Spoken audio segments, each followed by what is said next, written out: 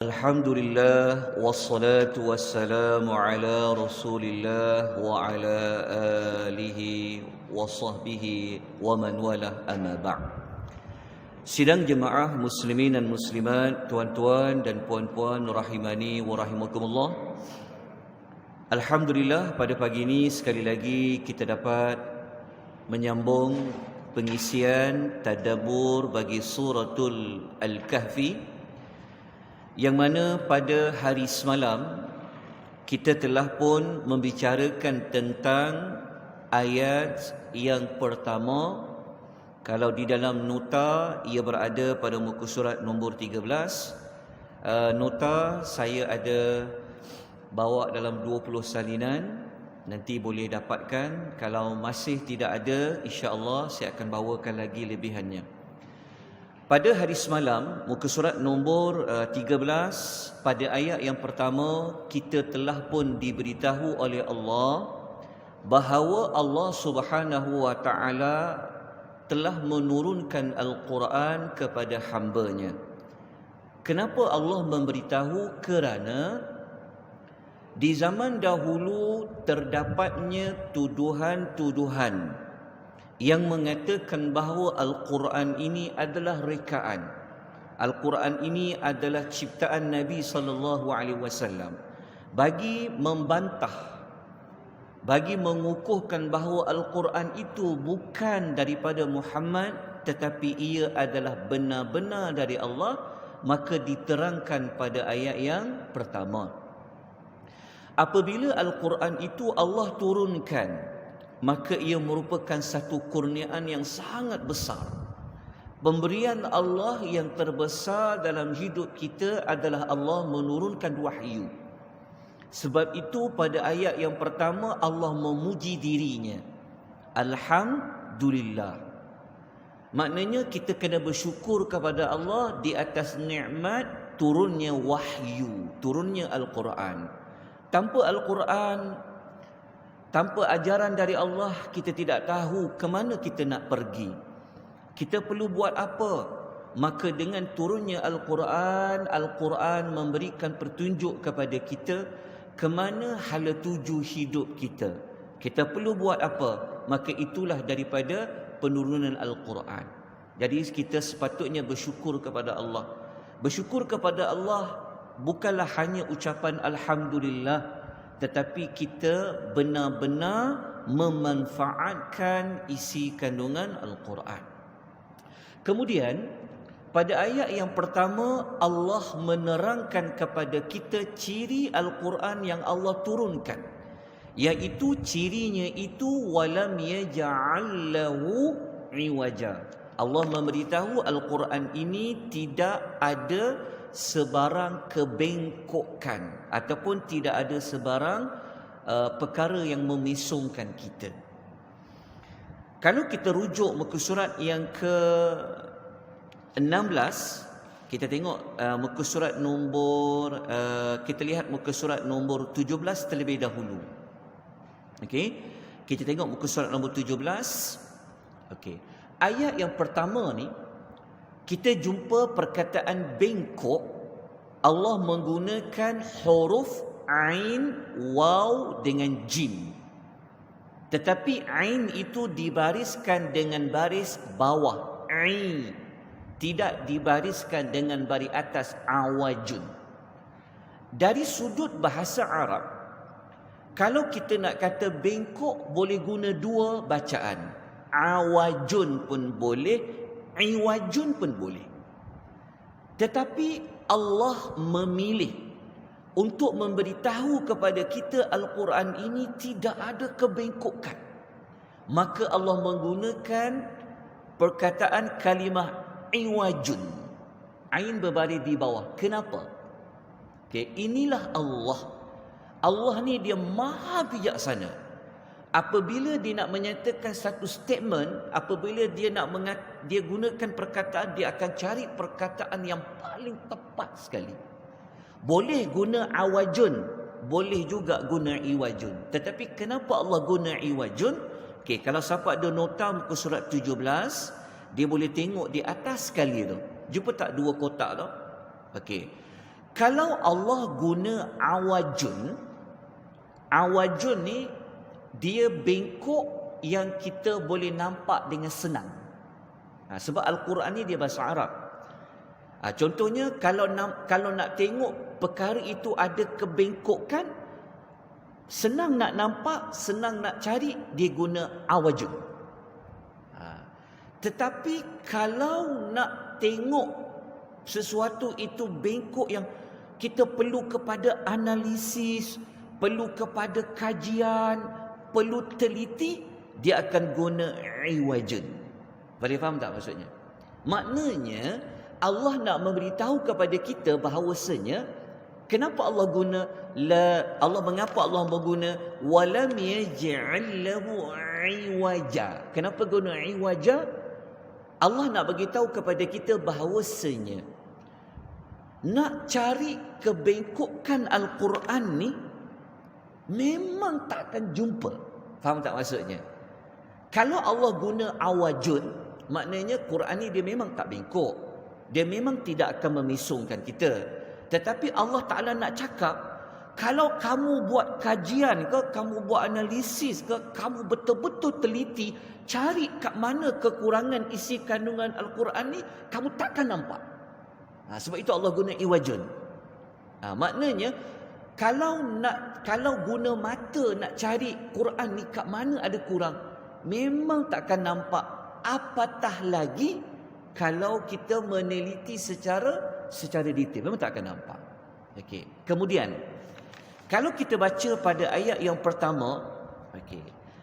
Dekat ayat itu tuan-tuan tolong bulatkan perkataan walam yaj'allahu. Jumpa tak perkataan yaj'allahu, perkataan lahu. Okey, kalau dalam nota muka surat nombor 15, tengok di atas sekali itu. Okey. Kenapa kita perlu teliti? Dia sebenarnya Al-Quran ni dia tak boleh baca surface je. Kalau kita baca terjemahan ataupun kita baca sekali imbas, mungkin kita tak dapat mendalami lagi sebenarnya Tuhan nak kata apa. Sebab tu kan kalau kita baca satu buku, kita baca artikel, kita baca tulisan, kita akan baca, kita akan betul-betul tengok. Kita akan cuba faham. Apatah lagi kalau kalam Allah. Okey. Kalau kita tengok muka surat nombor 15 tu, dalam Quran boleh digunakan perkataan walam yaj'al fihi, boleh digunakan fihi, boleh digunakan lahu. Okey, jelas kat situ. Sebab tu kalau boleh ada nota kalau boleh, sebab saya mungkin dah tak memaparkan guna PowerPoint. Tak apa, nota tak cukup, nanti saya akan bekalkan. Okey, mudah untuk faham. Okey, jumpa tak muka surat nombor 15 tu? Atas sekali tu, jumpa tak? Kalau kotak pertama, okey. Kalau tengok kotak kiri tu, kita akan jumpa perkataan fihi iwaja. Kalau kotak yang kedua tu, kita akan jumpa lahu iwaja. Dari sudut makna sama. Dia boleh guna. Nak guna lahu iwaja, boleh guna fihi iwaja. Kenapa Allah memilih lahu iwaja, berbeza fihi iwaja? Cuba tengok baik-baik dekat nota tu. Okey. Kalau digunakan fihi iwaja, kalau orang tanya, boleh ke digunakan sebelum perkataan bengkok, boleh guna fihi? Jawapannya boleh. Kalau tuan-tuan tengok dekat muka surat nombor 15 tu, jumpa tak di bawah tu ada ayat Quran, la tara fiha iwaja. Jumpa tak? Okey. Tetapi Allah tak gunakan fihi iwaja, Allah memilih lahu iwaja kerana maksudnya begini. Kalau Allah menggunakan perkataan fihi iwaja, akan membawa makna sebelum ini Al-Quran itu pernah ada kebengkokan. Boleh faham tak maksudnya? Maksudnya begini. Kalau digunakan perkataan fihi iwaja, bermaksud sebelum ini pernah berlaku Quran ini ada bengkok. Tetapi Allah menggunakan perkataan lahu iwaja nak memberitahu bahawasanya dari dulu lagi. Kata Allah. Maknanya tak pernah lagi Al-Quran itu ada kebengkokan. Sebab tu kalau nak faham ayat Quran, kadang-kadang kita kena ambil sikit masa untuk kita teliti kenapa guna kalimah ini, kenapa guna kalimah ini. Kita boleh faham tak maksudnya? Kerana kalau Allah guna lahu iwaja, maksudnya Allah nak beritahu macam ni. Allah nak beritahu bahawa dari dulu lagi, sejak azali lagi, Quran ini tidak pernah berlaku kebengkokan. Dia berbeza kalau guna fihi iwaja. Okey, setakat ni boleh faham. Okey, saya terangkan satu lagi sebelum pergi ayat 2. Okey, lihat muka surat nombor 16. Kotak yang kedua. Okey, kotak yang kedua. Okey, jalan kat situ Okey, cuma yang kotak kedua ni saya abaikan, kita tak perlu ceritakan panjang lebar tapi boleh baca kat situ. Okey. Kita terus pergi kepada muka surat yang ke-18. Okey. Cuba muka surat nombor 18, okey, tengok perkataan iwajan. Okey, dalam Quran, tuan-tuan biasa jumpa tanwin kan? Kita kalau belajar tajwid kan ada perkataan tanwin. Iwajan, tanwin berbaris 2 di atas. Okey. Kalau kita belajar tajwid, kita akan membincangkan tanwin tu hukum dia apa? Idgham ke, izhar ke, ikhfa ke? Boleh faham maksudnya? Tetapi dalam slot tadabbur, dia tidak membincangkan hukum nak idgham ke ikhfa. Tetapi kalau Allah guna tanwin macam iwajan, dia ada sudut lain. Itu menariknya kalau faham Quran. Okey. Kalau Allah guna iwajan, ada tanwin tu, sebenarnya ia menunjukkan kepada kata nama am. Pernah belajar tak Quran kata nama? Tak pernah belajar ya? Maksudnya macam ni. Oh, bot tak ada bot. Nanti saya bawa contoh hari besok lah guna slide. Dia begini. Dalam Quran, kalau boleh jangan abaikan maklumat kalimah yang ada alif lam dengan tak ada alif lam. Contoh macam ni. Cuma ni saya nak terangkan. Okey. Kalau baca surah Al-Nashrah, contoh Al-Nashrah. Okey, Al-Nashrah, hafalkan Al-Nashrah kan? Alam nashrah laka sadrak tu. Okey. Nanti kalau buka Quran, cuba tengok perkataan susah. Allah guna al-usri. Allah guna alif lam.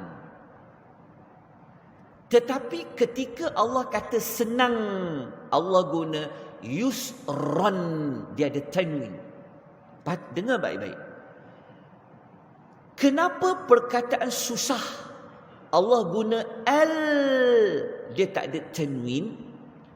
Kenapa perkataan senang Allah menggunakan tanwin yusran? Ada beza. Kalau kita tak belajar dia, kita seolah-olah kita faham info tu macam tak habis. Sebagai contoh lain. Okey, dalam surah wal asri, surah demi masa, Allah kata rugi. Rugi apa rugi? Rugi bahasa Arab. Kita panggil apa? Khusri kan? Kan kita baca innal insana lafi khusr. Betul tak? Ya. Wal 'asri innal insana lafi khusr. Okey, perkataan khusrin kan? Kha sin ra. Okey. Rugi Allah tak guna kalimah al-khusri, tapi Allah guna khusrin. Allah guna tanwin. Kenapa? Maksudnya mudah begini je. Kalau Allah guna tanwin, bagi kata nama, dia menunjuk kepada kata nama am. Kata nama am ni maksudnya kata nama umum.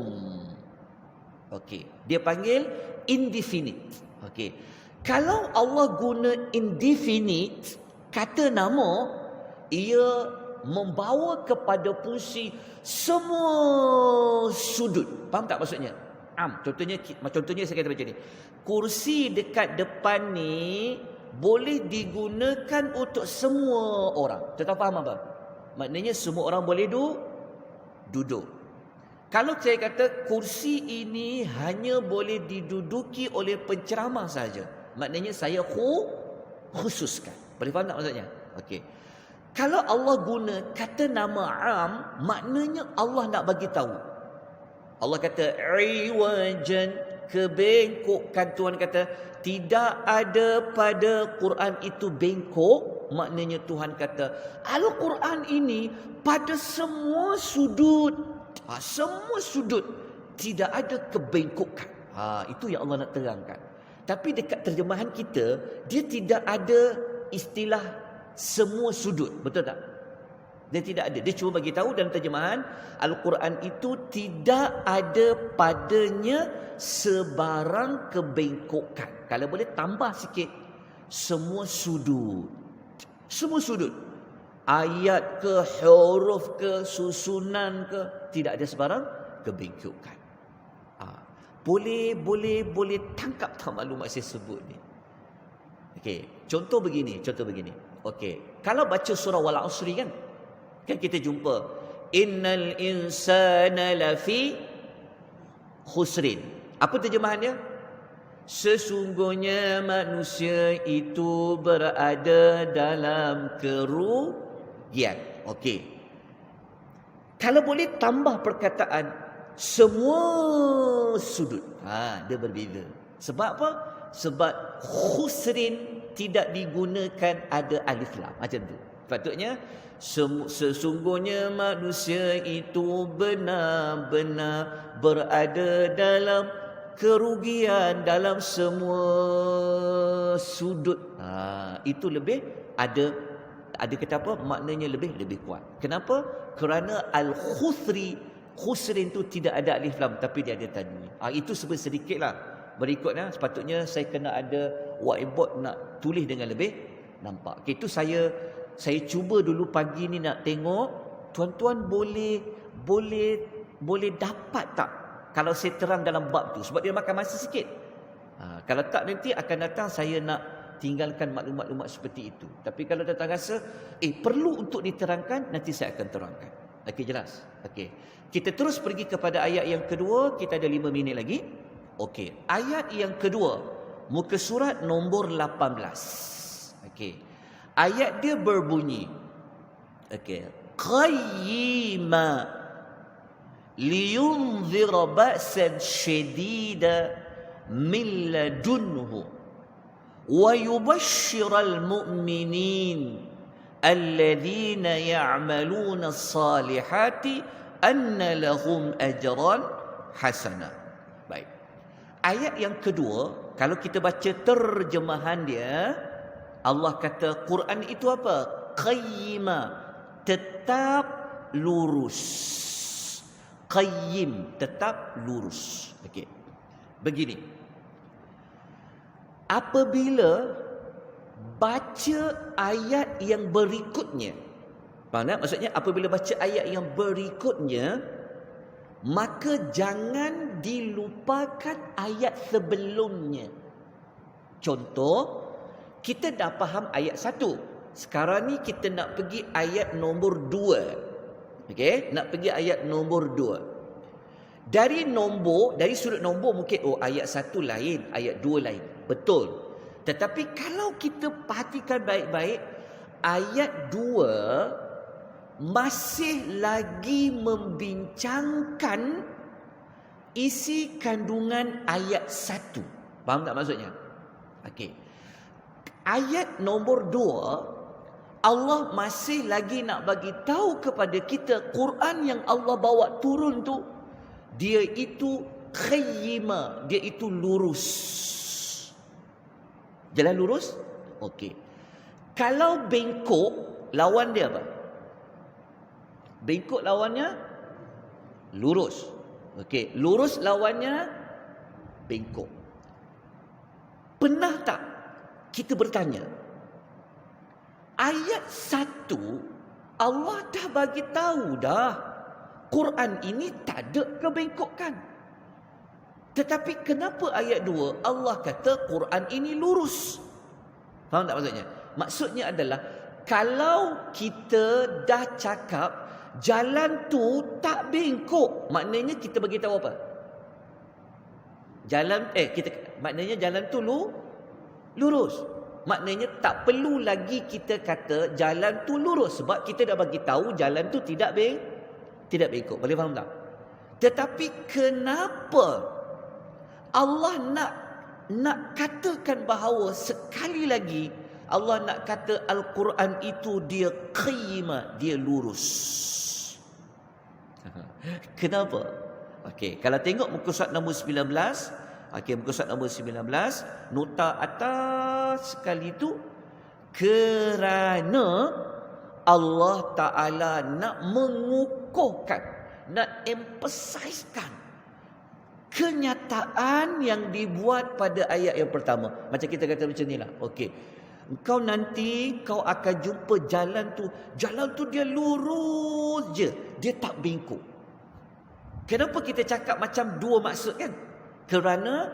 Kenapa Allah kata dia lurus? Kerana Allah nak jadikan ayat 2 ni penguat, pengukuh kepada ayat yang pertama. Maknanya Al-Quran ni memang dia tidak bengkok, diterangkan dengan dia itu lurus. Sebab itu siapa yang nak hidup dia lurus, ikut jalan Allah, ikut jalan Rasul, dia takkan dah ke kanan, dia takkan pergi ke kiri dah. Maka amallah isi kandungan Quran. Faham tak maksudnya? Kan dalam solat kita doa, ihdinas siratal mustaqim, hidayahkan kami jalan yang lurus. Kita nak jalan yang lurus je supaya sampai ke syurga. Kita tak nak ke kanan, kita tak nak ke kiri. Jadi macam mana kita nak tahu jalan tu tak ke kanan, tak ke kiri, macam mana nak lurus? Kita kena guna apa? Panduan dia. Kita guna Al-Quran. Kalau kita nak tahu jalan nak pergi kat depan tu berapa kilometer, ada apa, maka kena ada signboard dia. Maka nak tahu ikut jalan tu nak pergi ke syurga tu kena buat apa, kena apa, maka isi kandungan Al-Quran itu dalam suratul Kahfi, dia akan bawa kita terus jalan, terus. Jangan ke kanan, jangan ke kiri. Sebab apa? Sebab Al-Quran itu turun sifat yang kedua apa? Dia adalah qayyimah. Dia lurus.